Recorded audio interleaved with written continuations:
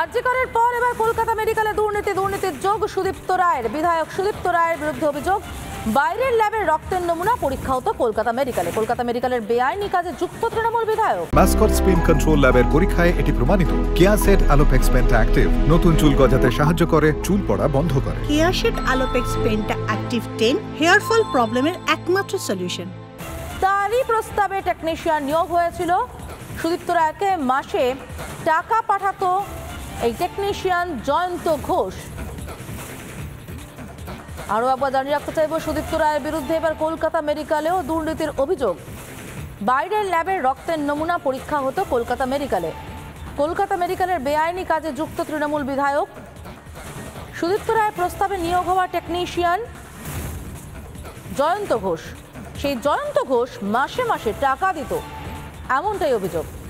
সৈকত রয়েছে, আমি চলে যাবো সরাসরি সৈকতের কাছে। সৈকত, এই বিষয়টা তোমার কাছে স্পষ্ট করে বুঝতে চাইবো, মেডিকেলের দুর্নীতির সঙ্গে কিভাবে সুদীপ্ত রায়ের যোগ?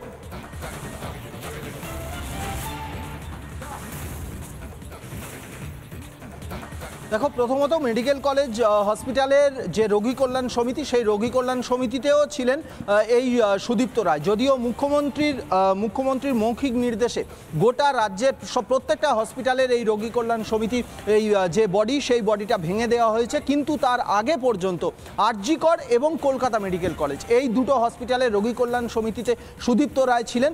এবং আরজিকর হসপিটালের পর এবারে কলকাতা মেডিকেল কলেজের দুর্নীতিতেও এই সুদীপ্ত রায়ের নাম জড়িয়েছে।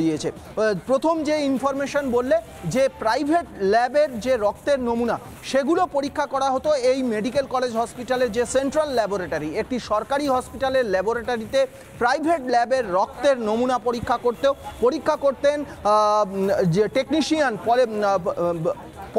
টেকনিশিয়ান পদে, প্যাথোলজি টেকনিশিয়ান পদে যিনি নিয়োগ হয়েছিলেন, সেই জয়ন্ত ঘোষ, তিনি এই কাজ করতেন এবং তিনি সুদীপ্ত রায়কে মাসে মাসে কমিশন দিতেন। সুদীপ্ত রায়ের অ্যাগেনস্টে সিবিআই এবং ইডি এবং রাজ্যের ভিজিলেন্স কমিশনে যে অভিযোগ দায়ের হয়েছে, সেই অভিযোগপত্রে এই বিষয়টা উল্লেখ রয়েছে। শুধু তাই নয়, মেডিকেল কলেজ হসপিটালের রোগী কল্যাণ সমিতিতে থাকার সুবাদে এই সুদীপ্ত রায় নিজের পছন্দ মতো লোকজনকে রিক্রুট করেছিলেন। কার্ডিওলজি ডিপার্টমেন্টে রিক্রুট করেছিলেন, পাশাপাশি রিক্রুট হয়েছিল নার্সিং পদে এবং আরও বিভিন্ন পদে রিক্রুট হয়েছিল। এবং যারা রিক্রুট হয়েছিল, যে পদে রিক্রুট হয়েছিল, সেই পদে রিক্রুটমেন্ট করার ক্ষেত্রে যে যোগ্যতা লাগে, সেই কোয়ালিফিকেশনের যে সার্টিফিকেট, যে নথি, সেই নথিগুলো জাল ছিল।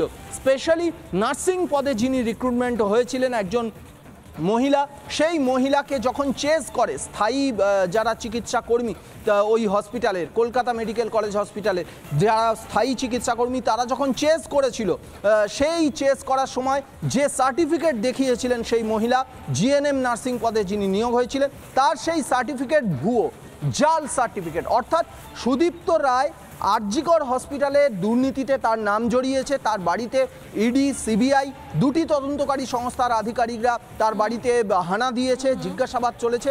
আরজিকরের পর এবার কলকাতা মেডিকেল কলেজের দুর্নীতির সঙ্গেও সুদীপ্ত রায়ের নাম জড়ালো। নিজের পছন্দ মতো লোকজনকে রিক্রুটমেন্ট করা অবৈধভাবে এবং নিজের পছন্দ মতো লোকজনের কাছ থেকে কমিশন নিয়ে সরকারি হসপিটালের ল্যাবে, প্রাইভেট ল্যাবের রক্তের নমুনা। ধন্যবাদ সৈকত।